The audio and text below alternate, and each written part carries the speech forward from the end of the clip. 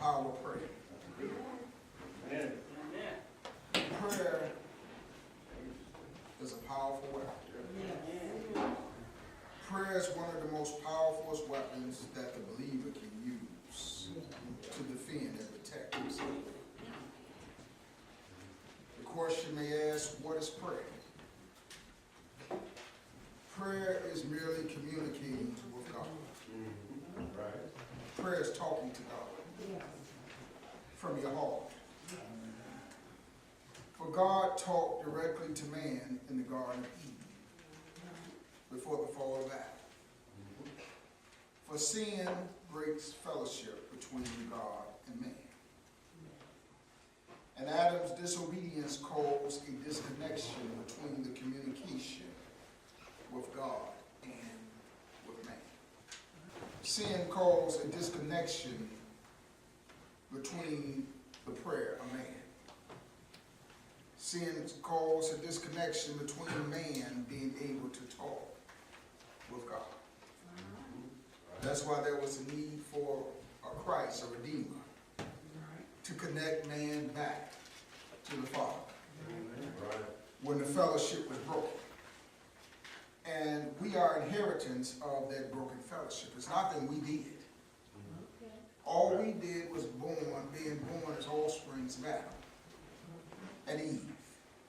And Adam was disconnected from God the minute he ate of the unforbidden tree. Because the Bible said, today ye eat thereof, ye shall surely die. We read and we see that Adam walked around for hundreds of years. But he was in a disconnected state from God. We live in a world, a society, a generation that's disconnected from God. All right. Don't have God in the mannerism. You know, the Bible says to train up a child in the way that he should go. And when he's old, that training will not depart from him. And if you go back 4 or 5 generations ago, there was something sacred about the church. And more importantly, the church in the black families. Now, God ain't got nothing to do with race, black, white, Japanese, Chinese, Arabs. That's a man-made thing. But it was somewhere in the DNA of black people, colored people. From the oppression that we endured in this country, being brought over here from the Mother Earth on slave ships.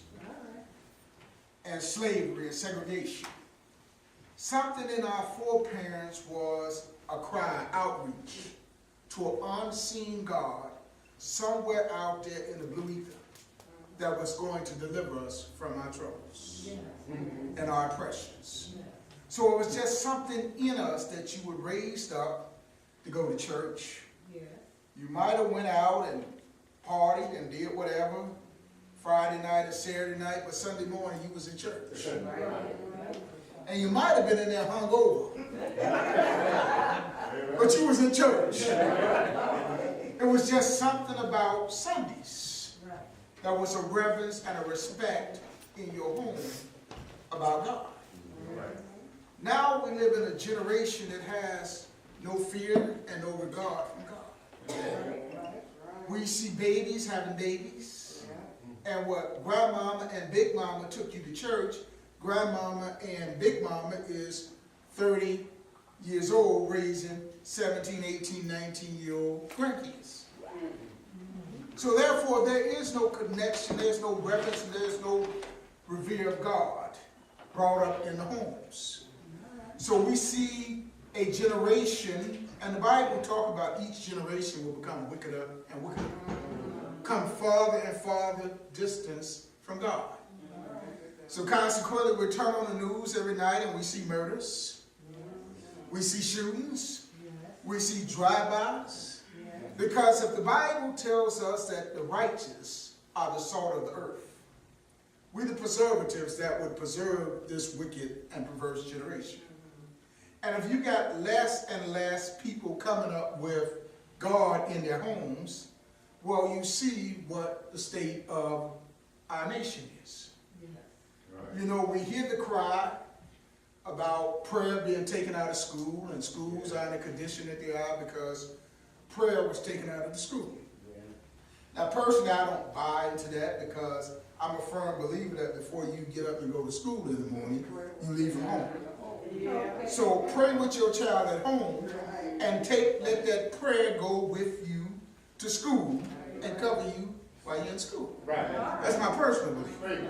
But we brought into that, they took prayer out of school, and that's why the schools are in the condition now. We have took God out of the home, and we have took prayer out of our homes.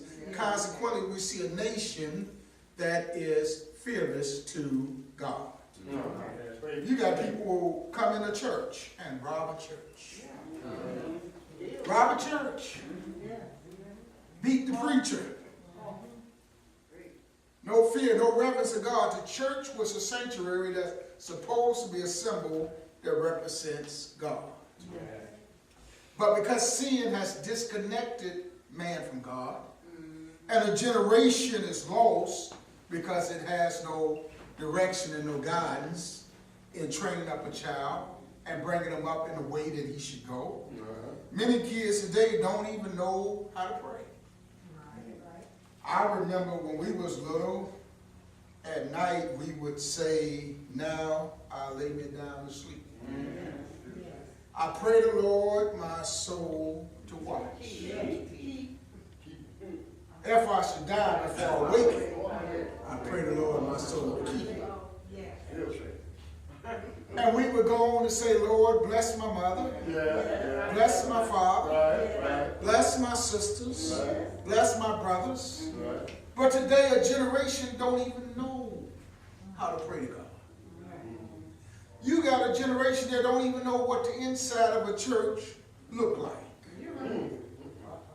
And we wonder why we got drugs and destruction in our land. Lord, have mercy.